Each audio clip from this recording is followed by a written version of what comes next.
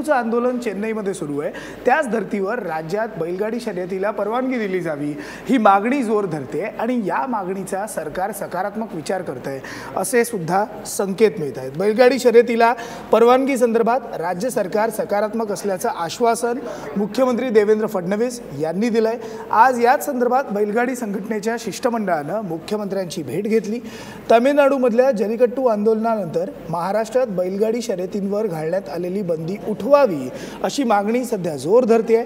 या संदर्भात अध्यादेश काढावा अशी मागणी बैलगाडी संघटनेनं मुख्यमंत्री देवेंद्र फडणवीस यांना केली आहे। भाजपचे प्रदेशाध्यक्ष रावसाहेब दानवे हे सुद्धा या बैठकीला उपस्थित होते।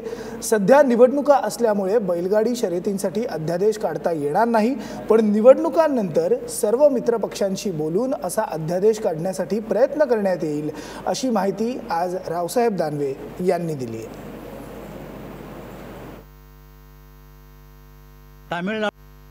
तामिळनाडूमध्ये जल्लीकट्टूला जसं राज्य शासनाने एक अध्यादेश काढून त्या ठिकाणी परवानगी दिली, त्याच धर्तीवर महाराष्ट्रामध्ये सुद्धा अशा प्रकारची परवानगी द्यावी अशा प्रकारे शेतकऱ्यांच्या शिष्टमंडळाने त्या ठिकाणी मागणी केली।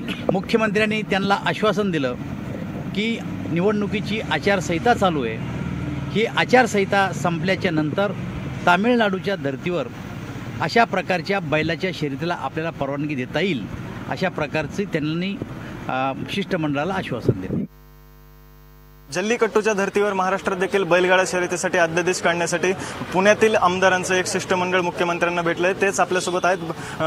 काय सांगाल दादा, तुम्ही येऊन बैलगाडा शर्यत सुरू करण्यासाठी आज मुख्यमंत्र्यांकडे विनवणी केली? हो, आम्ही सगळ्यांनी बैलगाडा संघटना जी आमच्या महाराष्ट्रातली जिल्ह्यातली आम्ही त्यांच्याबरोबर येथे आलो।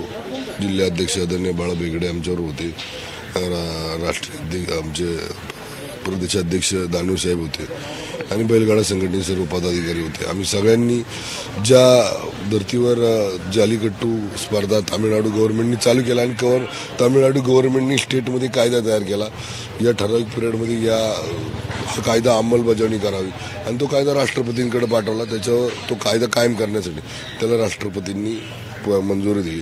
तसाच कायदा आपला पण राज्य सरकारने करावा आणि तो पुढे राष्ट्रपतींकडे पाठवावा हीच विनंती करायला आम्ही आलो आणि त्याला मुख्यमंत्री म्हणले की आम्ही ते करणार आहोत। त्याला सकारात्मक उत्तर त्यांनी दिलं। बैलगाडा शर्यत बंद झाल्यामुळे किती फरक पडला शेतकऱ्यांवरती आणि त्या जत्रांवरती तुमच्यामुळे? बैलगाडा शर्यत बंद झाल्यापासून जे बैलगाडा शर्यतीच्या यात्रेमध्ये छोटे मोठे व्यावसायिक जे असतात, वाहन करणारे टेम्पो असतील, टमटम छोटं वाहन असेल किंवा छोटे मोठे कलिंगडी विकणारे असतील, वडापाव विकणारे असतील, अन्यथा खेळणी विकणारे लोक सुद्धा आज उपासमारीची वेळ त्यांच्यावर आलेली आहे। आणि प्राणी संघटनेला खूप वेळा आम्ही तसं रिक्वेस्ट पण केलेली आहे का बैल हा आम्ही 4च महिने देवधर्मासाठी शर्यतीला वापरतो आणि इतर 8 महिने त्याचा शेतीला धान्य, गहू, बाजरी, ज्वारी पेरण्यासाठी एक अवताला हाकणारा बैल म्हणून त्याचा उपयोग करतो आणि अन्य धान्य पिकवून संपूर्ण देश खातो। त्याच्याबद्दल आम्हाला खूप आदर आहे आणि ती बैलगाडा शर्यत या सरकारने आणि आताच्या मुख्यमंत्र्यांनी तात्काळ सांगितलेलं आहे का आम्ही अध्यादेश काढून बैलगाडा शर्यत तात्काळ चालू करू।